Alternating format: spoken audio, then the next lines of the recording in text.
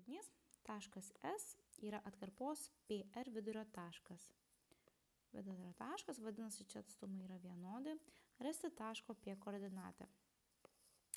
Taip sakant, X reikia surasti, nes čia mes turėtumėm koordinatę, kada turim X, Y, o dabar, kadangi visas veiksmas yra tik ant vienos ašies, todėl reikės rasti tik X.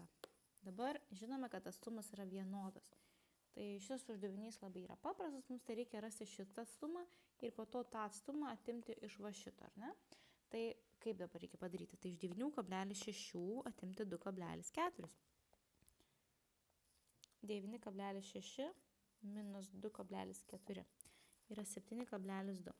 Dabar vadinasi, lygiai tiek pat reikėtų atimti ir iš 2,4.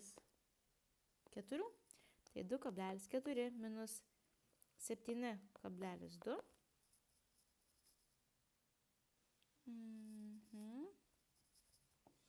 Turėtų gautis minus 4,8. Tai tokia turėtų būti koordinatė. Aš tik tais pažiūrėsiu, ar tikrai teisingai parašiau. Nes mano kažkokių klaidų skaičiavimų padarau. 3. Taip visiškai teisingai. Minus 4,8 yra koordinatė. Individualią pamoką. Iki greito.